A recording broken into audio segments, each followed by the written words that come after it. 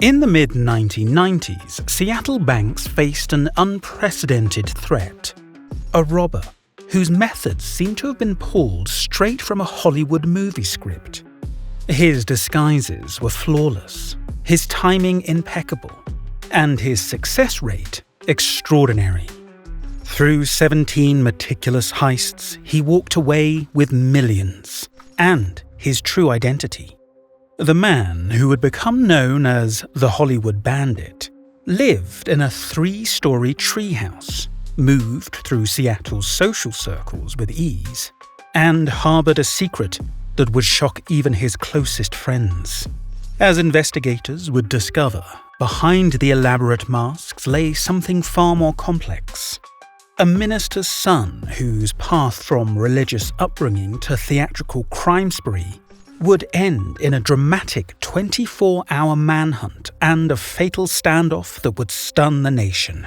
This is the story of Scott Scurlock, master of disguise, gentleman bandit, and architect of the largest bank heist in US history, until his carefully constructed world came crashing down in a single moment of recognition. Some masks hide more than just a face. November 27th, 1996. A typical autumn day in Seattle's Lake City neighborhood. Inside the Seafirst Bank, customers went about their routine transactions, unaware they were about to become witness to what would become the largest bank robbery in US history. As the afternoon lull settled in, 3 men entered the bank. Their faces were masterfully concealed with Hollywood-quality prosthetics and makeup, revealing nothing of their true identities. At their lead was Scott Scurlock, the notorious Hollywood Bandit, about to conduct his final performance. The robbery began like the previous 17, precise, theatrical, almost choreographed, but this time, something was different. A teller, trained to spot the telltale signs of the Hollywood Bandit, recognized the distinctive mannerisms beneath the disguise. With trembling fingers, she reached beneath her counter. The silent alarm had been triggered. What followed was a cascade of events that would transform a routine heist into a dramatic 24-hour manhunt, culminating in a fatal standoff that would finally unveil the man behind the masks. But what drove a Baptist minister's son to become one of America's most sophisticated bank robbers? The answer lies in a complex web of choices, each step drawing him further from his conventional upbringing into an increasingly dangerous world. What began as small-time criminal ventures would eventually transform him into the Hollywood Bandit, one of the most theatrical bank robbers America had ever seen. On the surface, Scott Scurlock appeared to be the embodiment of West Coast bohemian success. A handsome, charismatic man living in an elaborate 3-story treehouse on 20 acres of pristine Washington woodland. To his neighbors and friends, he was an intelligent, gentle soul with an artistic bent. But beneath this carefully crafted facade lay a master of deception, whose true nature would shock even his closest confidants. Born in 1955 to a religious father and elementary school teacher mother in Virginia, William Scott Scurlock's early life presented a stark contrast to his criminal future. Yet, even then, the seeds of his dual nature were taking root. Despite his religious upbringing, young Scott grew up without strong moral boundaries, developing a fluid relationship with conventional ethics. In 1974, at age 19, Scott moved to Hawaii to work on a tomato farm. His first step toward independence quickly turned criminal when he began stealing and selling marijuana from neighboring farms. By 1978, he had moved to Washington State and enrolled as a pre-med student at Evergreen State College in Olympia.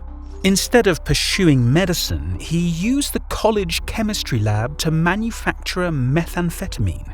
His drug profits enabled him to purchase 20 acres near Olympia, where he built his iconic treehouse and continued his drug operations through the 1980s. But in 1990, everything changed. The murder of his main methamphetamine distributor forced him to abandon the drug trade. By 1992, needing a new source of income, he turned to what would become his signature crime: bank robbery. Those who knew him often drew parallels to Peter Pan, the boy who refused to grow up. This comparison proved prophetic in understanding Scurlock's psychological profile. Like the fictional character, he created a world within that elaborate treehouse, gathering loyal followers and living by his own moral code. Yet, unlike Peter Pan's innocent adventures, Scurlock's journey led down increasingly dangerous paths.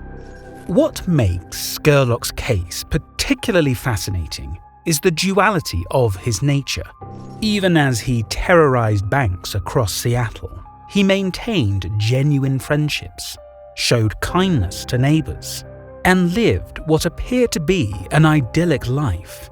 This wasn't simply a cover, it was another facet to a complex personality that could seamlessly shift between law-abiding citizen and refined criminal. But behind his charming facade lay a trail of trauma.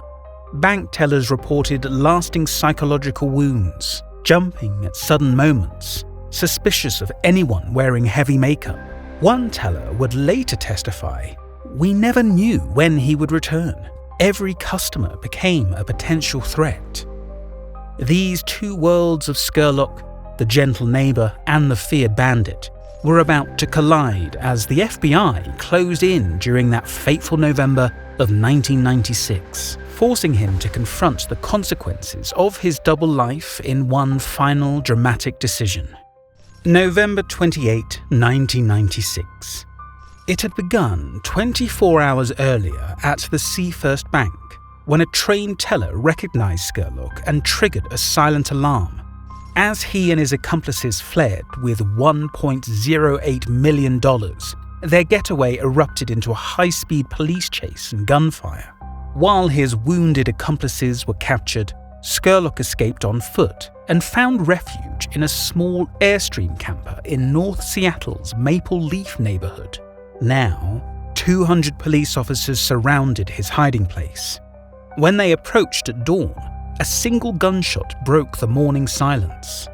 Scott Scurlock, the mastermind behind 17 meticulously planned heists, had chosen to end his story on his own terms with his signature .45 caliber pistol. In the aftermath, investigators recovered the entire $1.08 million from the abandoned getaway vehicle. But it was Scurlock's wounded accomplice, Steve Mayers, who provided the key that would unlock the full scope of their operation. Following Mayers' information, authorities were led to Scurlock's legendary treehouse. What they found there stunned even veteran FBI agents. Beneath a seemingly ordinary tool shed, investigators discovered a hidden underground bunker, accessed through a concealed trapdoor. Inside this climate-controlled chamber lay multiple stacks of cached money from previous robberies, alongside an arsenal of disguises that revealed the Hollywood Bandit's methodology. The collection included movie-grade prosthetics, notably his signature false noses, theatrical makeup, and various costumes.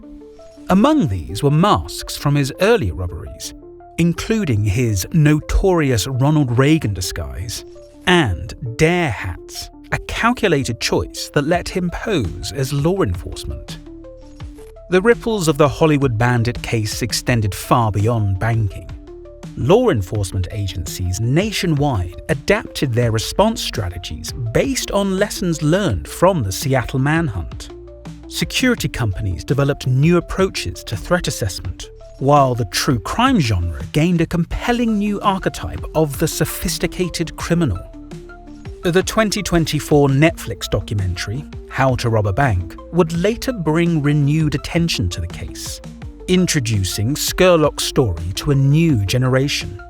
The Hollywood Bandit's story continues to resonate because it challenges our understanding of identity and morality. The minister's son, who became a master of disguise, the gentle neighbour who terrorised banks, the charismatic leader who died alone in a stranger's camper. His accomplices, Steve Mayers and Mark Biggins, would face justice, both pleading guilty and receiving 21-year federal sentences. But Scurlock's legacy serves as a cautionary tale about the thin line between performance and reality, reminding us that sometimes the most convincing disguises hide the deepest contradictions. Every crime has a story. Every story has a lesson.